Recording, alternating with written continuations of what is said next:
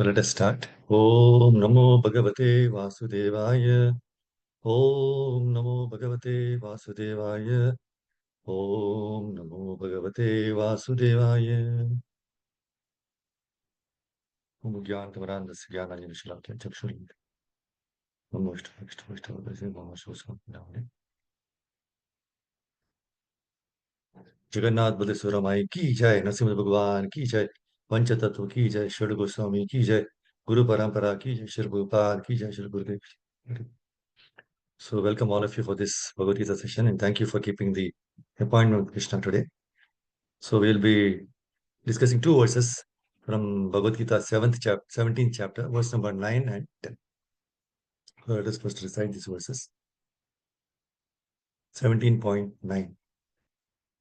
Katvam lalavana tushna tikshna ruksha vidahinah ahara rajasashyeshta dukkha shokamaya pradaha. Translation by Srila Prabhupada, Srila Prabhupada ki jai. Foods that are too bitter, too sour, salty, hot, pungent, dry, and burning are dear to those in the mode of passion. Such foods causes distress, misery, and disease. Srila Prabhupada ki jai. Go to the 10th verse.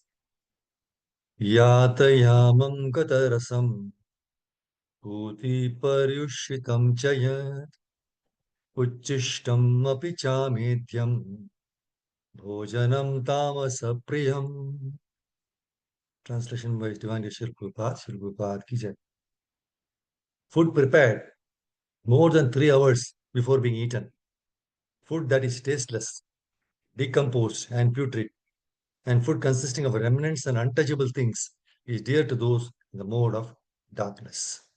Srila Prabhupada ki jai. Actually, yesterday we had already discussed with regard the mode of food in the mode of goodness, right? That was 8th verse, where it says, right? Ayu sattva balarogya sukha priti vivardhanaha rasya snigdha sthira hridya ahara satvika priya. That is, foods dear to those in the mode of goodness increase the duration of life, purify one's existence, and give strength, health, happiness, and satisfaction. Such foods are juicy, fatty, wholesome, and pleasing to the heart.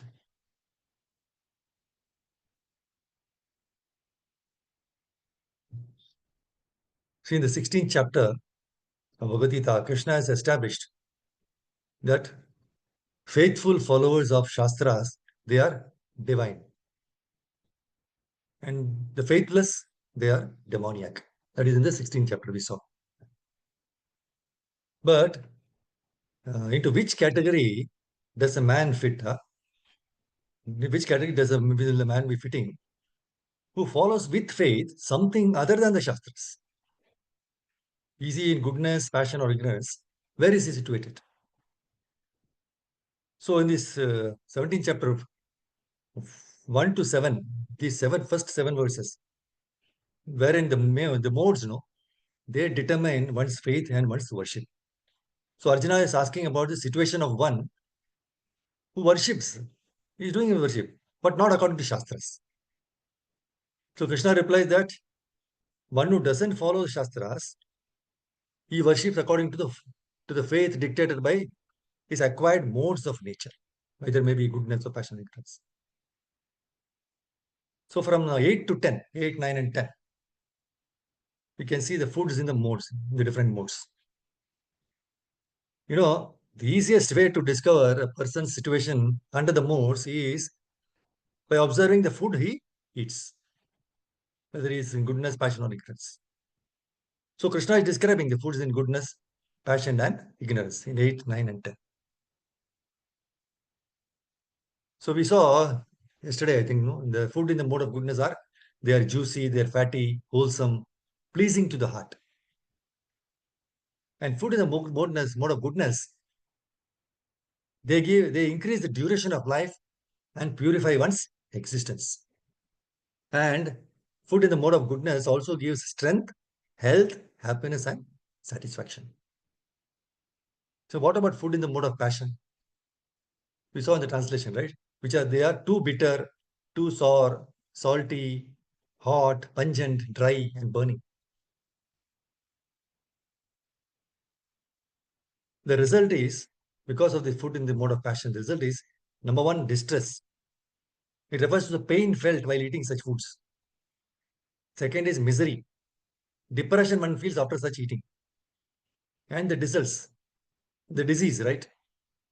It results which will be felt slow in due course. So foods in the modes of passion are giving these distress, misery, and disease.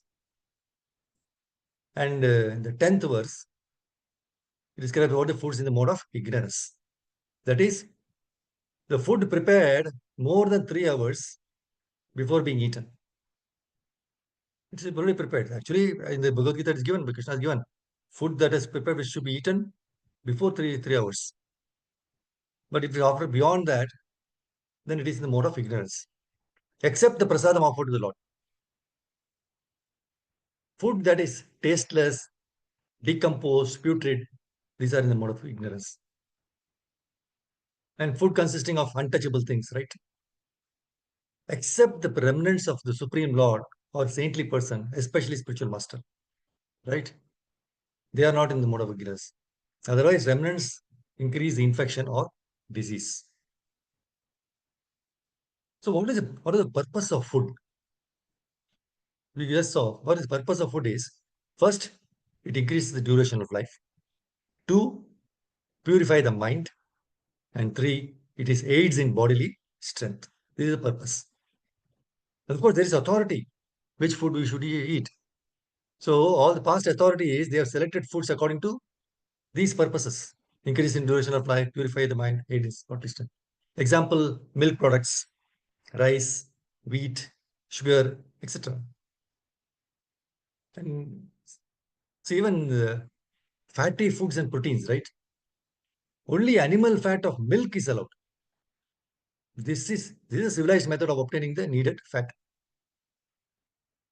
So this rules out any need of for animal slaughter. Animal slaughter is a subhuman way, right? Fat from animal fat is not at all recommended. And proteins are available from split peas, dal, whole wheat, etc. So this is, and the best food, which is the best food? The remnants of Supreme Personality of Godhead. The only way to make food antiseptic, eatable, and palatable for all persons is to offer the food to the Supreme Personality of Godhead and accept the remnants as prasadam. That's why 9.26 Bhagavad Gita says, Patram Pushpam Phalam Toyam. So love and devotion are the chief things that the Lord accepts. See in Srimad Bhagavatam 11:25-28 translation says, food that is wholesome, pure, and obtained without difficulty is in the mode of goodness. Food that gives immediate pleasure to the senses is in the mode of passion. And food that is unclean and causes distress is in the mode of ignorance. See, my Guru Maharaj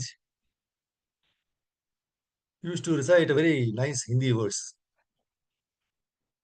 It says, पैर रखो गरम, पेट रखो नरम, sir रखो ठंडा, फिर भी आए वैद्या तो मारो डंडा.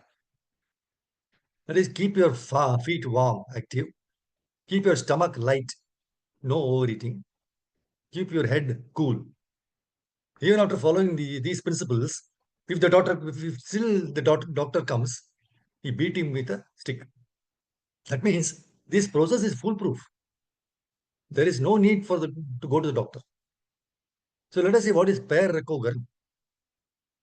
Walking is a very good exercise for our body.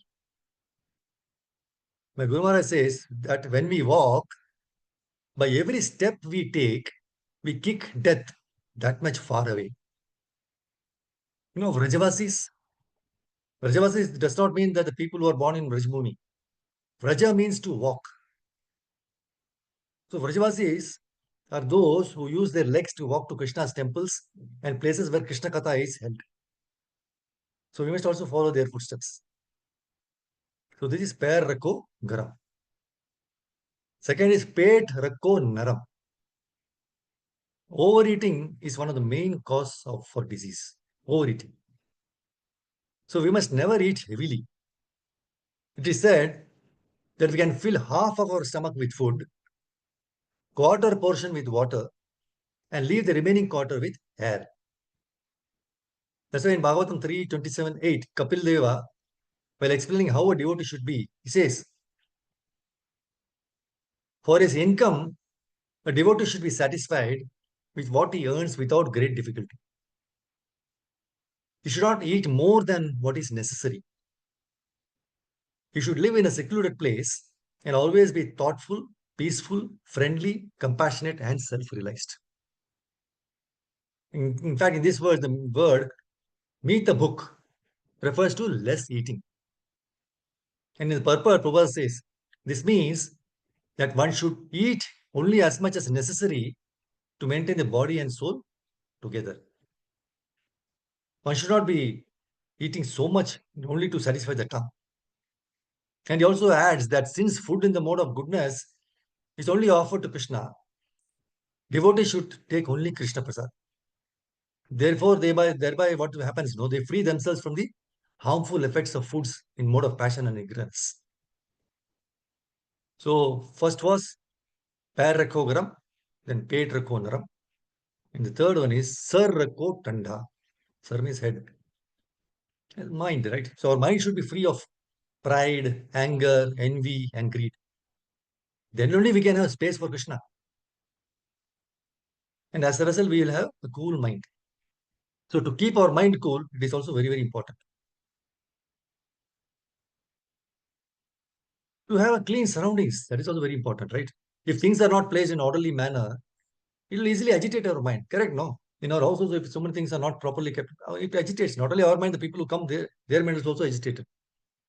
So we should be keeping our sarrako thanda also, we should have everything. Not only free from pride, anger, envy, and greed, but even the surroundings also to be clean.